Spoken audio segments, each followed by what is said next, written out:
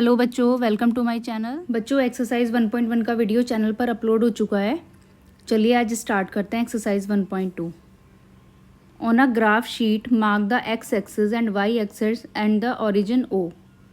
Mark points from -7,0 to 13,0 on the X axis and from 0, -15 to 0,12 on the y axis. Use the scale 1 centimeter is equals to 1 unit. Using figure 1.5 answer the given question. देखिए बच्चों, question में कहा है कि आपको एक x axis और एक वाई एक्सिस एक ग्राफ पेपर पर ड्रॉ करनी है। अभी आप देखिए, एक्स एक्सिस के कोऑर्डिनेट्स आपके जाएंगे positive side 13 and negative side -7 and Y axis के कोऑर्डिनेट जाएंगे positive side 12 and negative side -15 तक, और सेंटर में होगा ओरिजिन। और कहा है use the scale 1 centimetre is equals to 1 unit, यानी आपको जो स्केल लेना है 1 सेंटीमीटर के गैप पे मार्क करना है। 1 2 3 इस तरह से आपको स्केल लेना है 1 सेंटीमीटर के गैप पे। देखिए बच्चों, इसमें आपको नीचे फिगर 1.5 दी हुई है, ये देखिए। अभी इसमें आपको एक रूम का और एक बाथरूम का मैप दिया हुआ है। तो अभी आप इसमें देखिए, ये बेडरूम है, इसमें यहाँ पर वार्डरोब है, यहाँ बेड है, यहाँ एक टेबल है। इसके अलावा ये एक बाथरूम का मैप दिया हुआ है जिसमें एक शावरिंग एरिया है, ये टॉयलेट सीट है और ये वॉश बेसिन है। अभी ये टॉयलेट सीट एरिया, ये वॉश बेसिन एरिया है, यहाँ पर बाथरूम डोर है, और लास्ट क्वेश्चन में हमने पढ़ चुके हैं बाथरूम डोर और ये रूम डोर। ओरिजिन इसमें यहाँ पर है, ये देखिए। और इसकी एक्स एक्सिस गई है 12 तक, और इसकी वाई एक्सिस गई है 10 तक, और इसकी माइनस एक्सिस गई है -6 तक।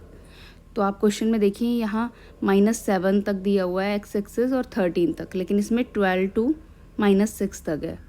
और इसमें वाई एक्सिस दी है पॉजिटिव साइड 12 और नेगेटिव साइड -15, लेकिन यहाँ पर सिर्फ 10 तक है और नीचे नेगेटिव वाई दिया ही नहीं हुआ है। इन सभी कोऑर्डिनेट्स को यूज़ करते हुए हमें एक ग्राफ ड्रॉ करना होगा। क्वेश्चन नंबर 1 देखिए बच्चों। Place Reliance rectangular study table with 3 of its feet at the point 8,9, 11,9 and 11,7।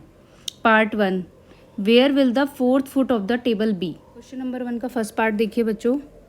ये देखिए, आपको 3 कोऑर्डिनेट्स दिए हुए हैं 8,9, 11,9 और 11,7।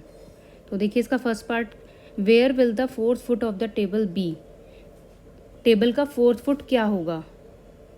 तो चलिए फिगर में आइए बच्चों। ये देखिए, आपको फिगर दी हुई है, मैं भी आपको फिगर में बता देती हूँ, उसके बाद आप इन कोऑर्डिनेट्स का यूज़ करके भी इसको कर सकते हैं, ग्राफ पेपर पे ग्राफ बना के इन कोऑर्डिनेट्स का यूज़ करके। ओके, चलिए समझते हैं इसको फिगर में। देखिए, इसको फर्स्ट कोऑर्डिनेट दिया 8,9, second coordinate 11,9 and third coordinate 11,7। तो अब इसका 4th कोऑर्डिनेट क्या होगा? अभी आप देखिए, अगर मैं इन लाइन को ज्वाइन करती हूँ यहाँ से, ये लाइन ज्वाइन करती हूँ, तो देखिए मैं अगर इसको टेबल की तरह एक रेक्टेंगुलर शेप देती हूँ तो यहाँ पर मुझे ऑटोमेटिकली एक कोऑर्डिनेट मिल गया है, जो कि है एक्स एक्सिस पर 8 और वाई एक्सिस पर 7। तो यही कोऑर्डिनेट्स होंगे 4th foot of the table. देखिए बच्चों, क्वेश्चन के स्टार्टिंग में आपको कोऑर्डिनेट्स दिए हुए थे ग्राफ पेपर पर करने के लिए।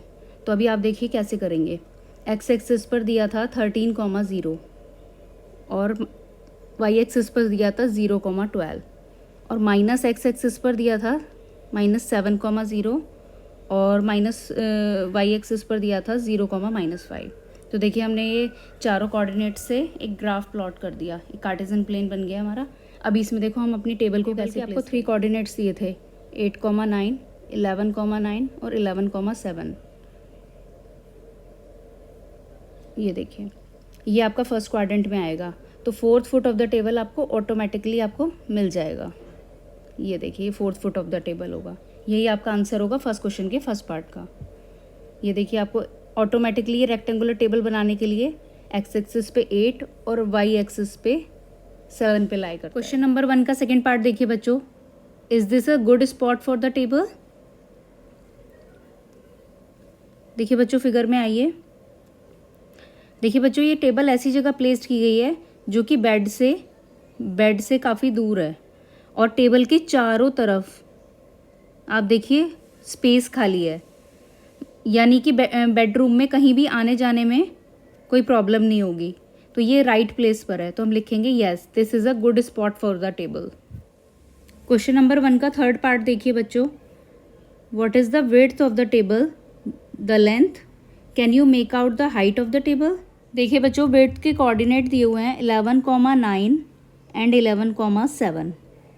अभी आप देखिए एक्स के कोऑर्डिनेट सेम है, वाई के कोऑर्डिनेट में डिफरेंस निकालेंगे 9 - 7 2, विड्थ आ गई इसकी 2 यूनिट। एंड अब लेंथ के कोऑर्डिनेट्स दिए हुए हैं आपको 8,7 एंड 11,7। इसमें आपके वाई के कोऑर्डिनेट सेम है, एक्स के कोऑर्डिनेट में डिफरेंस निकालेंगे 11 - 8, लेंथ आ गई आपकी 3 यूनिट। देखिए बच्चों क्वेश्चन में कहा है कि can you make out the height of the table, क्या आप इस टेबल की हाइट निकाल सकते हो। नो देखिए बच्चों यहाँ पे विड्थ हमने निकाल दी, लेंथ हमने निकाल दी, लेकिन हम इसकी हाइट नहीं निकाल सकते क्योंकि ये एक 2D फिगर है। 2D फिगर में हाइट हम मेज़र नहीं कर सकते, तो हम इसका आंसर लिख देंगे no we can not make a height of the table. Question number 1 का फर्स्ट पार्ट देखिए बच्चों, the 4th foot of the table is equals to 8,7। Second part, yes this is a good spot for the table because it is placed in the open space, it is away from the bed. Third part, width of the table 9 - 7 is equals to 2 centimeter और length of the table 11 - 8 is equals to 3 centimeter. Height cannot be determined from this figure. चलिए बच्चों start करते हैं question number 2। If the bathroom door has a हिंग eight B1 and open into the bedroom, will it hit the wardrobe? Are there any changes you would suggest if door is made wider? Question में वो कह रहा है कि bathroom door हिंग eight B1, यानी आपको पता है, यहाँ पर आप फिगर में आ जाइए तो ये देखिए ये B1 पे यहाँ पे जॉइंट्स होता है। हिंग मतलब जॉइंट्स, आपने देखा है डोर एक साइड से जॉइंट्स लगे होते हैं, उसमें पेच कसे होते हुए, तो उसको हिंग बोलते हैं। तो ओपन इनटू द बेडरूम, यानी ये यहाँ बेडरूम साइड ओपन होगा। Will it hit the wardrobe, हमें देखना है कि ये वार्डरोब को हिट करेगा या नहीं करेगा। Are there any changes you would suggest the door is made wider, और डोर वाइडर होने के लिए क्या हम कुछ सजेस्ट कर सकते हैं। देखो बच्चों लास्ट एक्सरसाइज के क्वेश्चंस में आपने पढ़ा था कि ये B1 से B2 तक ये आपका बाथरूम डोर है। तो अभी आप देखिए क्वेश्चन में कहा है कि बाथरूम डोर क्या वार्डरोब को हिट करेगा। तो देखिए चलो देखते हैं B1 के कोऑर्डिनेट्स क्या होंगे।